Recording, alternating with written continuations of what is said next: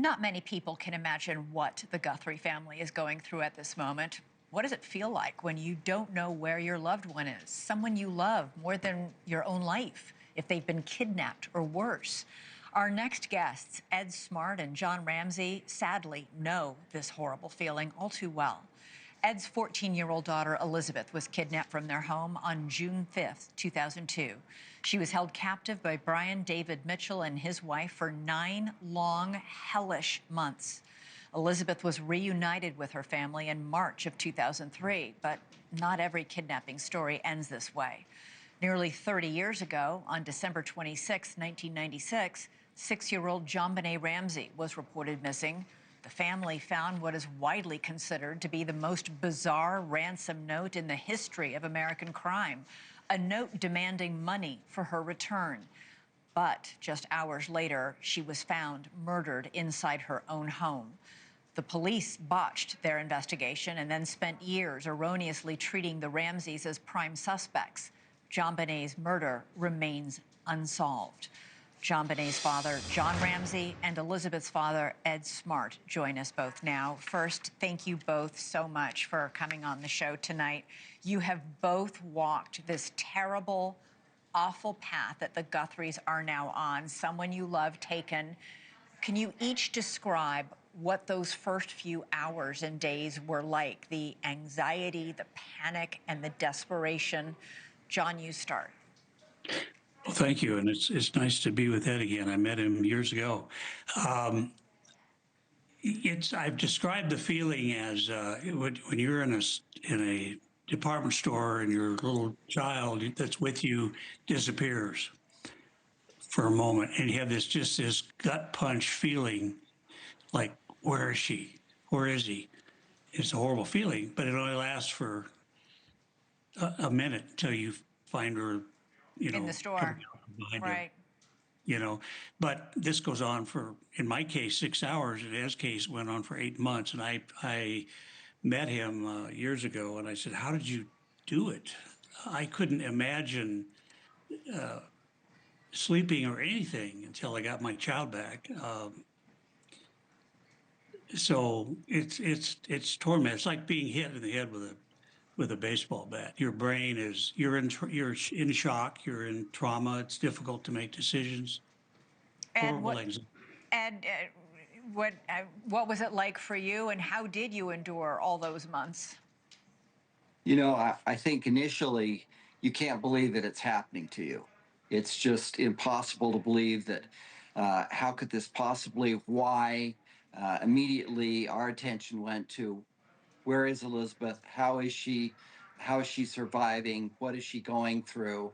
That just never ends. Mm-hmm. And for John, I can only imagine not getting those answers is something. It's like an open wound that never closes up. It never goes away because it's always there.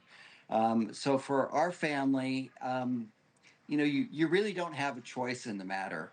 You can, hide and pretend like it never happened, withdraw from all of your friends in society. But if you have any hope of getting them back, you have to be out there, trying to solicit the public. I think the public really is the greatest resource that we have. And I'm glad to see that the FBI and the Pima County Police or Sheriff are calling on the public, because I think that is the way answers come, tips come in. Well, and the Guthrie family. I mean, Savannah, who is a very famous journalist in this country, very well known, and her brother and sister have been out putting out public videos, putting out public pleas, putting out public messages to the kidnappers. Savannah has said in her latest video that she believes her mother is still alive. Ed, did you ever give up hope that Elizabeth was alive? I didn't give up hope. The bottom line is that the stress and the anxiety from the case from day one on gets to be overwhelming, and you do want it to just come to an end, whatever the end is. I did have a feeling that Elizabeth was still out there and that we couldn't give up hope. And even at moments when things seemed so incredibly difficult, I still had this feeling that she was out there and we had to do everything we could to try and find her. So, that's different with every family. John, you have said it is so important that the FBI get involved from the very start. They were not involved in your case for, I don't know, were they ever involved? Because they are very much involved in the Guthrie case. In fact, reportedly, as many as 100 agents are assigned to this case because even the president has taken note and has called Savannah Guthrie and has, urged everybody to do everything they can. But you note that those FBI agents are crucial in a case that could involve real kidnapping. Yeah. The problem with the police department, it's a multi-purpose, general-purpose organization. They do traffic tickets, they do speeding tickets, they do kidnappings, they do murders. Well, they don't, they're like a general practice physician, your family doctor. He can do lots of stuff, but he can't do heart surgery. This level of crime is heart surgery in comparison, and you need to bring in all the resources you can get your hands on quickly. That was not done in our case. In fact, a lot of the resources that were offered were refused, including the FBI. So that was Ed, was the FBI involved in Elizabeth's case from the start? Not from the very start, but shortly thereafter. And, John makes a great point. One of the biggest problems is getting all of the law enforcement agencies out there to work together. And I think that isn't the problem that it was back in our case and in John's case. I think everyone pulls together pretty well now. But, having law enforcement there, of course, you play a huge part getting this message out to everyone and asking everyone to please just keep their eyes out and, be aware of their surroundings. That was one of our pleas constantly, and trying to keep information out there to keep the case alive, because after a period of time, life moves on, and your daughter doesn't necessarily move on. She's waiting there to be rescued, and hopefully, in this case, Nancy is there, hanging in there, waiting to be rescued too. Ed, what do you remember law enforcement telling you during those early days and months? Did they ever try and prepare you for the terrible news that your daughter might not be alive? No, I really didn't feel like law enforcement. Of course, you always hear people saying, well, how does he think that she's still out there? And certainly I experienced that a lot. And I don't think it was necessarily from law enforcement, but from a lot of different people, some that surprised me. But I feel like, law enforcement was fairly positive. Clearing the family is always such a huge and very important piece. But painful, Yeah, I'm sure. Absolutely painful. You can't get away from it. But until the family is cleared, the focus remains on the family. And, this is really the process of elimination. So, if you don't eliminate the family, it's going to remain there. And heaven only knows the hell John went through. So, Right. For many, many years. John, there was a ransom note in your daughter's case. The FBI in the Guthrie case is investigating, ransom notes that have come into various media outlets. You still believe that ransom note that you got that was left in your home, as bizarre as it was not a hoax?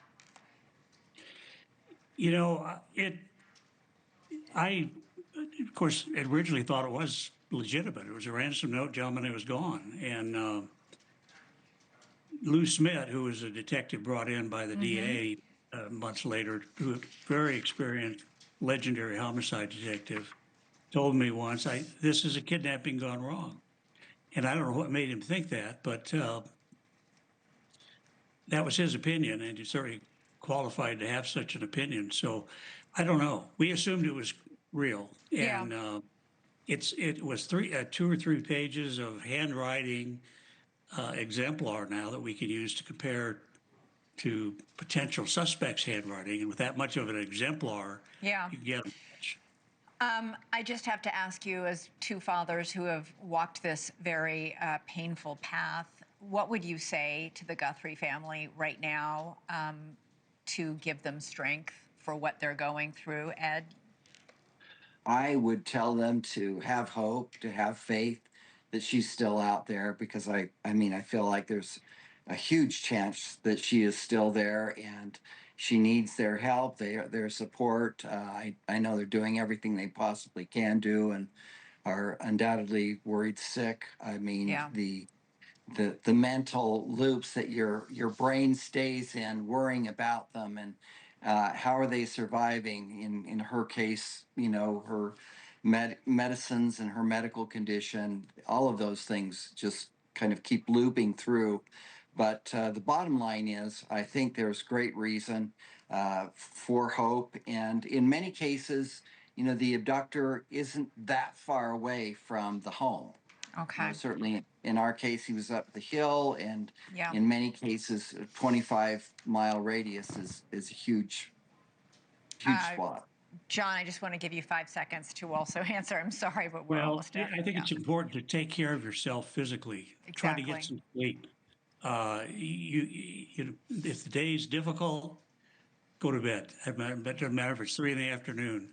Get some rest, and you'll be ready to go again in the morning. And people are praying for them. I know that. So there's All right. certainly hope there. And right now, no news is good news. In a John way. Ramsey, Ed Smart, thank you both so much for sharing your strength and your wishes, your good wishes for the Guthrie family. Really, really appreciate it. We're really, really hurting for them. Yeah. Absolutely.